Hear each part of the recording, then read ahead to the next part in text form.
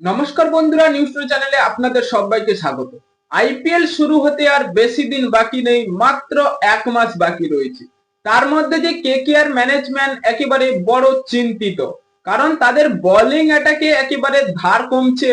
তাদের যে দুই ক্রিকেটার চোট পেয়েছিল সেটা সকলেরই জানা, কিন্তু এবার টি-20 বিশ্বকাপে তাদের যে সেরা সেই স্পিন অ্যাটাক টিম ইন্ডিয়ার হয়ে খেলছেন। কারণ সেমিফাইনাল ম্যাচে ইংল্যান্ডের বিরুদ্ধে তিনি যা বলটা করলেন, একেবারে ম্যানেজমেন্টটাকে চমকে দিয়েছেন। কারণ সেই বরুণ চক্রবর্তী ইংল্যান্ডের বিরুদ্ধে অনেকটা স্ট্রাগল করেছে, বোলিং এ মার খেয়েছে, তাই ফাইনাল ম্যাচেও হয়তো তিনি বাদ পড়তে চলেছে। কারণ প্রত্যেক ম্যাচে তিনি ভালো পারফরমেন্স দিয়েছেন এবং টি-20 বিশ্বকাপের সব থেকে হাইয়েস্ট উইকেট টেকার সেই বরুণ চক্রবর্তী, তিনি প্রত্যেক ম্যাচেই তার উইকেট রয়েছে। কেকেআর ম্যানেজমেন্ট অনেকটাই চিন্তিত যে তাদের সেই মিষ্টি spinner Varun Chakravarthy final match খেলবে না। তাই এটাই কেকেআর এর জন্য অনেকটাই দুঃখজনক ব্যাপার।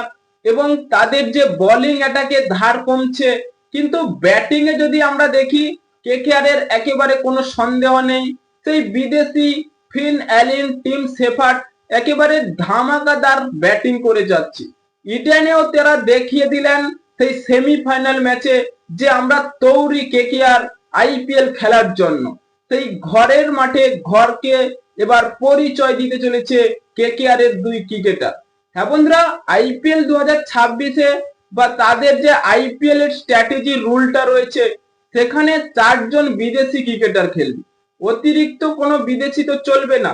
সেখানে টিম শেফার্ড, ফ্লিন অ্যালিন এবং ক্যামরন গ্রিন সুলিন নারিন। কিন্তু কেকেআর যদি সেই ক্যামরন গ্রিনকে বসিয়ে রাঁচি রবীন্দ্রকে খেলায় হয়তো ভালো হবে, কারণ তার থেকে স্পিন বোলিং অ্যাটাকটা পেয়ে যাবে এবং টি-20 বিশ্বকাপে তিনি ভালো বোলিং করছে এবং ব্যাটিংও পেয়ে যাবে। ক্যামরন গ্রিনের ফর্ম একেবারে ভালো নয়, তাকে 3 নম্বরে খেলার পরিকল্পনা বাদ দিতে হবে কেকেআরকে। এবার 25 কোটি যে জলে যাবে তার কোনো সন্দেহ নেই। এবং কেকেআর এর বোলিং অ্যাটাকে যদি আরো ধার বাড়াতে চায়, সেটা হচ্ছে মুস্তাফিজুর রহমানের যে রিপ্লেসমেন্ট রয়েছে, সেটা ভালো কোনো বোলিং অ্যাটাককে নিয়ে আসতে হবে কেকেআর ম্যানেজমেন্টকে। কারণ এটা তো অনেকদিন আগেই জানা ছিল যে মুস্তাফিজুর রিপ্লেসমেন্ট হিসেবে টি-20 বিশ্বকাপে যার ভালো পারফরমেন্স হবে তাকেই নেওয়া হবে। কিন্তু অনেকদিন আমরা শুনছিলাম সেই ব্লেজিং মুজারবানি, জিম্বাবুয়ের ক্রিকেটার, তিনি ভালো পারফরমেন্স করছে এবং অস্ট্রেলিয়ার বিরুদ্ধে একেবারে অস্ট্রেলিয়াকে দুমড়ে মুচড়ে দিয়েছেন, তাকে হয়তো কেকেআর আনতে পারে। কিন্তু এখানে কেকেআর এ আরেক ক্রিকেটারের সেই শ্রীলঙ্কার ক্যাপ্টেন দাসুন সানাকা। হ্যাঁ বন্ধুরা, এই দাসুন সানাকা কেকেআর এর জন্য ভালো চয়েস হতে পারে। তিনি বোলিং করবেন এবং ব্যাটিংও করবেন এবং ক্যাপ্টেন্সি করেও দেখাবেন। তাই 3-4টি এফেক্ট পাওয়া যাবে এবং তার পারফরমেন্স নিয়ে কোনো সন্দেহ নেই। কেকেআর যদি এই দাসুন সানাকাকে আনে ব্লেজিং মুজারবানিকে বাদ দিয়ে, তাহলে হয়তো ভালো হবে। কারণ কেকেআর এর বোলিং অ্যাটাককে শক্তিশালী করতে হবে।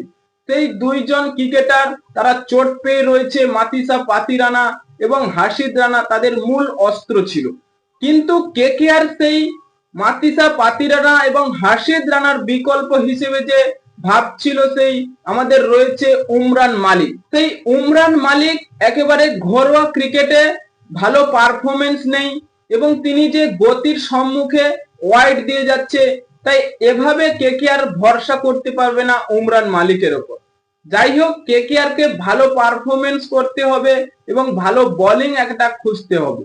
কিন্তু টি-20 বিশ্বকাপের ফাইনালে যে এবার টিম ইন্ডিয়া, সেটা কোনো সন্দেহ নেই। এবার তারা কি তৃতীয়বারের চ্যাম্পিয়ন হতে পারবে, সেটাই রয়েছে নরেন্দ্র মোদী স্টেডিয়ামে, এটাই দেখার বিষয়। কেকেআর এর যে 3 cricketer Rachin Ravindra, Finn Allen, Tim Shepherd, তারা কি টিম ইন্ডিয়ার বিরুদ্ধে ভালো পারফরমেন্স করবে, আরো কেকেআর কে আত্মবিশ্বাস জগাবে? তাই এখনই আপনাদের মতামত কমেন্ট বক্সে লিখে জানিয়ে দিন এবং চ্যানেলটি সাবস্ক্রাইব করে আমাদের পাশেই থাকুন। ভিডিওটি শেষ পর্যন্ত দেখার জন্য আপনাকে অসংখ্য ধন্যবাদ।